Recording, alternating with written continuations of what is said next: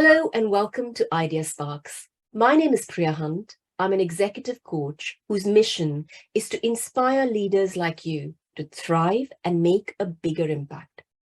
And to do that, today we're going to talk about a really important topic, which is mental health. And I've got a wonderful panel, Ermine, Ollie and Perry, welcome, to talk about just this from different perspectives. So without much ado, let's go to the panel and hear from them. Ermine, would you like to tell us a bit about you? Absolutely. So my name's Ermine Benjamin and I've been a teacher in several guises now for over 30 years. So I've trained teachers abroad. I've been a senior leader in school. I've also been an education consultant. And so when I was an education consultant, I actually did a course on education leadership and consultancy. And one aspect of that course was coaching, which I absolutely loved, and got the opportunity sometimes to use it in schools, but not enough. And so it got to the stage where I decided that I wanted to train as a coach and have that as more of an integral part of my work. And so I trained at Henley Business School with Priya. And so now I'm a qualified coach. So now I'm in a position where I'm doing the two things that I absolutely love. I teach, but I also coach senior leaders in schools, because having worked in schools for a number of years, I came to realise that sometimes teachers' lives are a bit imbalanced. They don't have that work-life balance. They're constantly tense and anxious, etc. And so now my focus is on working with senior leaders, specifically teachers as well, but specifically senior leaders, so as to support them in terms of their well-being and mental fitness. So Excellent. that's what I do. Thank you. Welcome. And Ollie, Thank welcome. you. Yeah. It's lovely to see you again. So tell us a bit about you. Sure, thank you, Priya. Ollie Barnett, I'm a partner at Burton Partners. We're a management consultancy. I've had a varied career. About half my career has been in industry with Toyota and then latterly with BT, which is really where we know each other from. And then I spent a good chunk of time at Accenture and then the last 7 or so years with Burton. And Burton has been quite unique for me, certainly the impact on me, but also the impact on that we're having more broadly as well. We win, or we get kind of top 10 of best place to work in the UK. And we're a very people-centric organisation, which a lot of people kind of say it, and not a lot of people will actually go through the steps of doing it.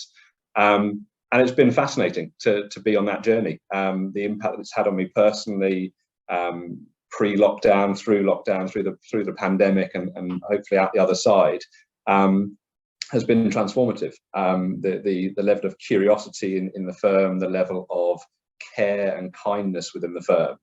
We're still a consultancy. We do big programs with big clients, and I mean, I hear what you're saying in terms of you coach senior leaders in schools. I'm coaching senior leaders in business, and the stress and the anxiety, the pressure is similar in different ways.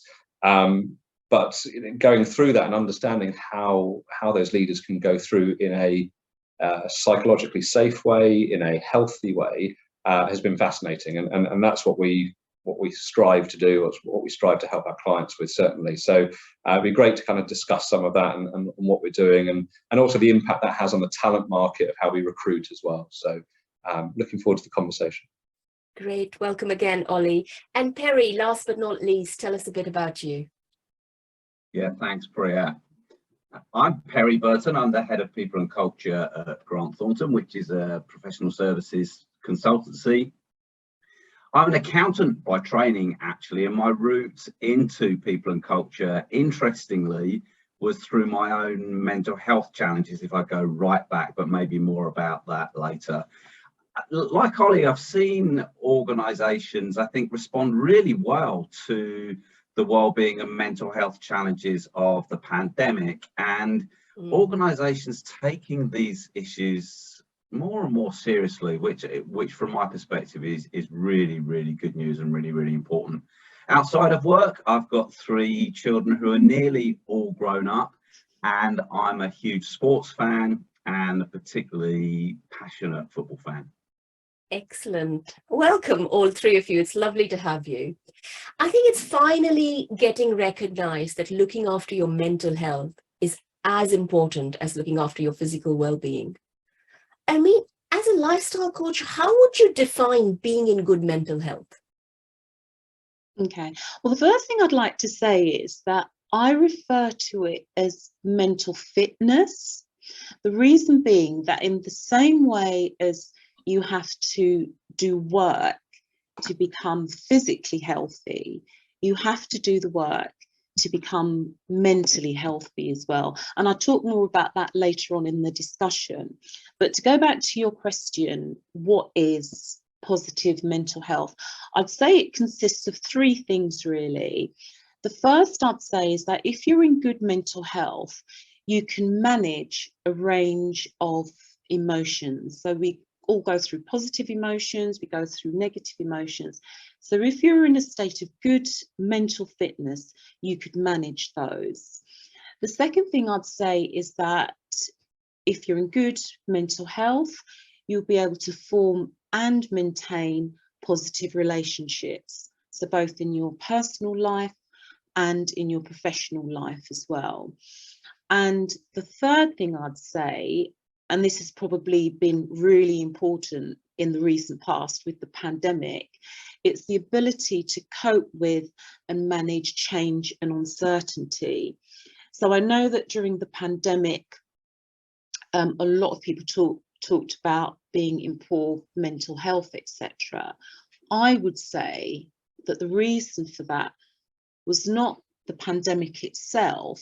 I think what the pandemic did was to expose people's poor levels of mental fitness. Ollie, you worked in some really great organizations, but I'd like to hear some of the things you do as a leader to look after the mental well-being of teams. And how do you evaluate whether these things are working or not working? Sure. It's a great question. I mean, what you were saying around how people prepare themselves is a fascinating topic. I think you're right. The pandemic was a situation and an environment that people were put in, and it's their resilience and the fitness they've built up beforehand or during that then shows out. I think as a leader, I think what we're trying to do is create a range of options for people, as in people are unique and no 2 people are going to respond the same way to different things, but we see it as 1,000 silver pellets rather than a single silver bullet basically to this, and making sure that there is I'm not sure we would call it this, but I would call it a menu of things that people can choose from to enhance their well-being. And I like your term, Ermine, around fitness, and I think there is a little bit of, it's a muscle that you have to train and you have to build up over time, and there's different facets to that muscle as well around, yes, it's great to take time out from work and understand what you can do and refresh yourself, but also it can't just be you're only focusing on well-being when you're out of work. There has to be an aspect of well-being and mental health and mental fitness within work, within the meetings you're having, even if it is a big meeting and a big presentation. How do you do that in a way that you're not getting really worked up and stressful beforehand? How have you got a buddy or whatever it may be to bounce ideas off and things? So it's actually opportune, this Priya, this kind of timing, because only 2 weeks ago we had our well-being week that we had in the company, and every day of the week there were different things going on, and we had on one day we had puppies in the office, quite literally. Wow. Puppies in the office where you got to play with them, and it was all very well managed. You had to book a slot and it was all very taken care of, so the puppies were were in great care. We had one day which was gratitude day, which was everyone making sure that they went over the top in terms of making sure they thanked people and showed their gratitude for how they'd supported each other through different channels. We had Spinal Health Day, posture, spinal health, understanding that the physicality impact on your mental health and well-being as well. We had office yoga. We had Perk Box, which is like a little website we have access to, and a bit of education of what different things we can get from that. So there's loads of things going on, and we were publicising it. And that was just 1 week in the year, and we then try and do other things throughout the year as well. So it's becoming a massive focus for businesses. As in, if I think of the interviews I do of talent coming into our business, it is almost the first question that I get asked, or certainly the first 1 or 2 questions I get asked is, what is your focus on well-being? What is your focus on mental health? How are you dealing with the environment that we live in today, and the volatility that we live in? That is what the workforce want to know before they join the company. So it's paramount that we focus on it. We have a system called Peakon. Others may have heard of that. It's quite a popular tool. It's effectively a survey tool, but it's quite a good nifty one, where it has all sorts of kind of Power BI type dashboards and things. So it gives you a survey every 2 weeks. I think 2 weeks, 3 weeks, something like that, where you get 8 questions, but those 8 questions rotate across 50 odd in total, so you get different questions each time. And a good chunk of that is focused on well-being and mental health. I'd say at least 30–40% of the questions have some relation to that. And then as a leader, I can go onto the dashboard at any point in time. I could go on right now, and I could see our engagement score, our EMPS score. I can dive into particular topics. So I could dive into mental health, and it will tell me explicitly what people are scoring it, what are the verbatims, if they put any comments in, if they've got a concern, they can do that anonymously and go, I need to have a chat about something. They can do it either publicly or anonymously. And so it gives us a great insight into how people are thinking. I'd say we get a good participation rate in that. Not everyone uses it all the time, but there's no substitute for just also getting a bit of a finger on the pulse and speaking to people, and going out for lunches and breakfasts and coffees and stuff, and just getting a bit of a feel for the team as well. So there's lots of different channels we use. That's really interesting to hear, Ollie. And next time you have that puppy day, do let me know. I'd love to come and visit you. There was a waiting list and everything. Great. And Perry, as the head of people and culture, you probably have a really good organizational perspective on this. And what's the organizational best practice that you've seen in this space? I think, like a lot of things, the best practice is easy to do, but sometimes difficult to perpetuate and keep going. And I think that's one of the things that's really reassuring for me as we come out of the pandemic. I'm seeing organizations keep up with the things that they've put in place already. So Ollie was talking there about measurement, and a lot of organizations started to measure well-being through the pandemic, and they're continuing to do that. And I think there's many more organizations now measuring well-being that just weren't doing it back in 2019. And I think that gives real power, because what you can do, as long as you get permission, is you can then reach out to the people who are saying, actually, my well-being is not in a great place. If you need to, at that point, you can offer professional help, and many organizations in the city do that. I think one of the other simple things that I'm seeing is regular check-ins. And I think that is really important in this new hybrid working world. We did, and I know many organizations, ask their people managers and their leaders to regularly check in with people through the pandemic. Not where are you at with your to-do list, or have you finished that piece of work I've given you, but how are you, what's going on in your life, how are you feeling? And those check-ins have continued through the move out of the pandemic into this hybrid working world. I think hybrid working is really interesting, actually, because it has one of the things that often gets thrown at hybrid working or remote working by those who are not big supporters of it is, well, what about the mental health implications of people not being together?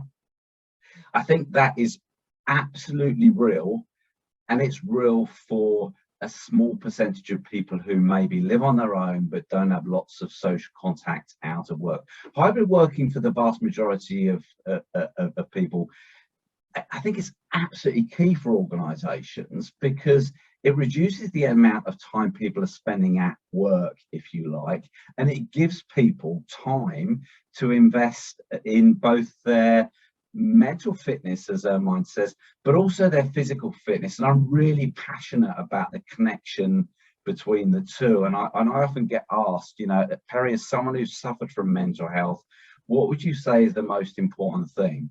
And I say it's exercise, because it helps from both a physical and a mental health perspective. Doesn't mean I always do it or get it right, but if I feel myself falling, then it's my first go-to, if I'm really honest.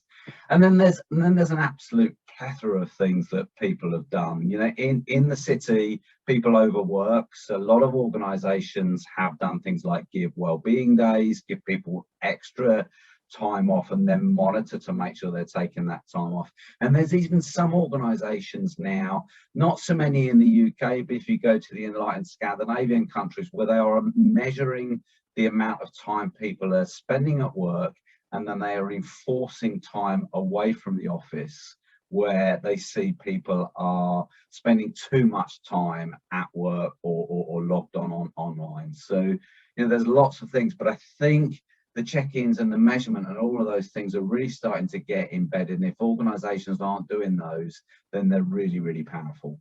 I mean, going back to basics, what's the latest sort of scientific thinking about why is mental health, mental fitness, as you called it, important? Life is full of challenges. We're always going to have challenges. And so mental fitness is important to help us deal with life in a nutshell. And so if I can just build on that a little bit, recently I completed a course called Positive Intelligence, and that term was coined by someone called Shazad Shamin. And basically what positive intelligence is training your brain to work in your best interest. So training your brain so that you'll be able to cope with all of the challenges that life brings. And so just to talk a little bit about the science of it. So what he says is that our brains are divided into two parts. So on the one hand, we've got the survival brain, and it's basically the left part of our brain, which is responsible for basic things like feeding, looking after our young, the fight and flight response. And so with the fight or flight response, we're always looking out for danger and for someone to blame. Now, the left part of the brain is useful, but what Shazad says is that in Western society, it's our left brains that dominate. And so with the left brain dominating, we're in a heightened state of stress, which impacts on our physical health, so high blood pressure, cardiovascular diseases, the sorts of things that we're plagued with in the actual West. And then from an emotional point of view, it lowers our sense of happiness and well-being. The other part of the brain is what he calls the PQ brain, the positive intelligence brain. And so that's the right part of our brain, which focuses on looking at the bigger picture, looking at creativity, observing people's non-verbal communication, picking up on things that aren't visible as well. So things like sensing people's moods and just sensing people's auras. So if I can just use a quote from Paradise Lost, which goes like this: the mind is its own place, and in itself it can make a heaven of hell or a hell of heaven. Life is all about how we choose to do things. So something on the surface may appear to be negative, but it could actually be a gift. So if I can use myself as an example, So in 2020, things got to a head with my relationship, which was abusive. So I had a choice. Could I just put up with it? I could have gone down that road, but I chose a different route. Now, being a huge fan of Escape to the Country, it's been a plan of mine to move to a more rural setting. I was born and brought up in London. So I concluded, removing myself from this relationship will give me the opportunity to move to a different part of the country. And that is exactly what I did. It was the height of the pandemic. It was incredibly difficult, but I did it.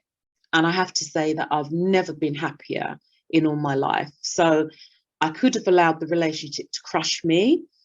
I didn't.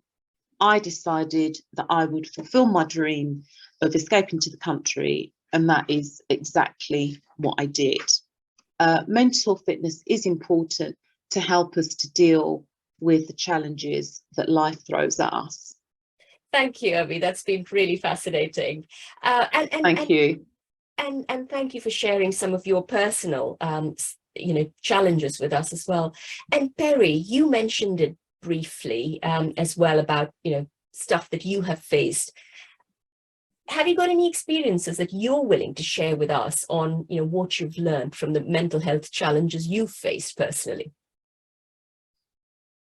Yeah, absolutely. So back in 2008, I suffered what I guess you would describe as a breakdown. Just lots of different things happening at home, at work, and it all came together. And I was in a bad place for about 3 or 4 months. And then I've continued to have challenges with, depression and anxiety on and off ever since. I think some of the key learnings for me, Ollie spoke earlier about a menu or a toolkit. I think that's really, really, really important. I think knowing that there are lots of things that impact on your mental health, whether it's exercise, whether it's diet, whether it's relationships, whether it's work, sleep, all those different things, and realizing that there's no silver bullet, if you like. If you get all of those things right, they all have an impact. And if you're suffering, then that they just, if each one can take 5% off of the challenges, then you can get yourself to a better place. So I'm absolutely an advocate of the menu and the toolkit. I think also the other thing is, positive things do come out of mental health challenges quite often. People will rebalance their lives. Ermine was talking about the positive things that have come out of some of her challenges.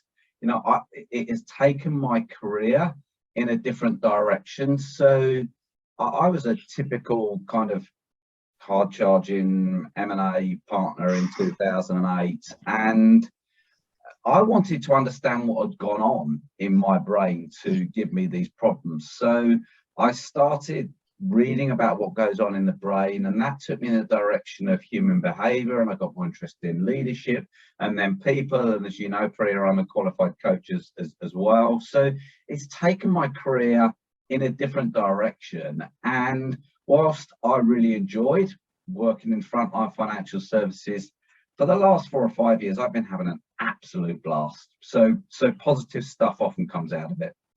That's fantastic. And Ollie, as the father of 2 young children, I do know that your work-life balance is important to you.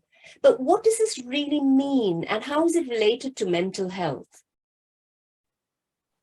Yeah, quite simply, no 2 days are the same. I think that's probably the first thing. Isn't it? There's no easy kind of, here's a easy schedule to run by, and I could never say I finish work at X time and start work at Y time. It just doesn't work like that. The realities of a busy schedule means that I have to take each day as it comes.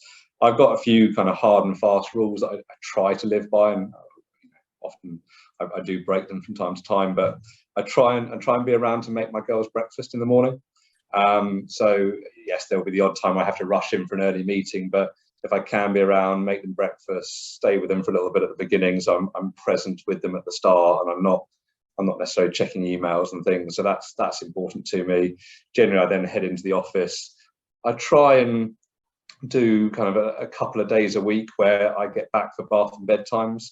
Again, hit or miss whether I achieve that. Some weeks better than others. But I quite like Ermine's point around everything is a gift or an opportunity. If I don't make it, then I'll strive to be better the next day or the following week, and I'll try and look at it through the positive slants. Weekends are an interesting one. I try and make sure weekends are absolutely kind of focused on the family, and I've not got work on. Sometimes I'll finish earlier on a Friday so I can see the family earlier on a Friday, and come from a big Jewish family, so we have big Friday night dinners and everything. The trade-off is then sometimes I'll do a little bit of Sunday evening working to then trade off on the fact that I've finished early. So I think what you're hearing from me is just a lot of flexibility. That there isn't a rota or a schedule or rules or anything. There's just a lot of flexibility. There's a few principles in my mind of going, twice a week I'll try and get back for bedtimes, or when I go on holiday, I'll go dark on emails and Teams and Zoom and all those type of things. So it's just being fluid with that, not being too hard on yourself if you don't achieve it. And not being, I can't believe I didn't do that, or I didn't do this. To a certain extent, I think there is a little bit, if I made a promise to one of my kids, I'll make the promise. So, I made a promise to my youngest a few months ago that I go to see her sports day. I went to see her sports day. There was nothing in work that was going to stop me from doing that. I went to see my oldest school play and things like that. So I don't make all of them. I don't make all of those things, but I try and do at least one or two every term that I can go to and fit them round. But I'm by no means perfect with that. So it works for me. It works for me and my career. I have a superstar wife who takes a good, the brunt of that. And she kind of helps me out with a lot of kind of the shuffling and moving parts. Basically, she's a GP as well, so she has a career of her own, which is fantastic. And we try and balance the two amongst us. Thank you for that. As we bring this to a close, I'd love to ask each one of you about your favorite habits or practical tips on how can we be more conscious or mindful of mental well-being in this busy world. And Perry, I'm going to start with you on this one. It's a great question, Priya. I think the key goes back to something Ollie said about flexibility. You have to have some things that you do, some boundaries that you breach occasionally, but you make sure that 60, 70, 80% of the time you stick within those boundaries. So for me, I don't work more than 50 hours a week. Now that sounds a lot, but in financial services, it's probably not. And that is absolutely core for me. And sometimes I go over, sometimes I'm less. I think the other things is knowing some techniques that can recenter you. So whether that's journaling, or whether it's mindfulness, or whether it's a piece of exercise that you do, I think those two things for me, boundaries and the things that you can bring you back to you and the things you need to do for your own mental health, mental fitness, mental well-being are absolutely key. Fantastic, thank you. And Ollie, let's hear some from you. Yeah, I must admit, I build on what Perry's saying. Absolutely, I think the mindfulness, whether you call it mindfulness or meditation, or as in spending some time just focusing on yourself and your inner self, I think that is key. And Priya, we've had conversations in the past about my bonsai tree and my how I take care of that, and it's just exactly. But that's just a couple of minutes each day that I can ground myself and go, yes, this is right. I do a HIIT workout. We talk about exercise.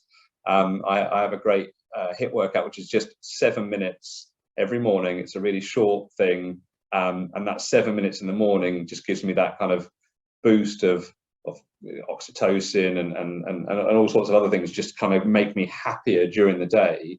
And I do that every day without fail. Even on holidays and stuff, I still do it because it just sets me up in the right frame of mind. And then the other thing is probably sleep hygiene. Is making sure that your sleep hygiene is good. So making sure, you know, we don't have a TV in our bedroom, for example, where there's no screens in our room. We try, my wife's really good with it, I'm not so good, but try to kind of break from watching screens, you know, an hour or so beforehand, and maybe read a book instead, and just make sure that where you're actually going to sleep is for sleeping, and not necessarily for, you know, games and you know, all sorts of other things, tablets and stuff. So that's really important to me, that actually that when I do sleep, it's good quality.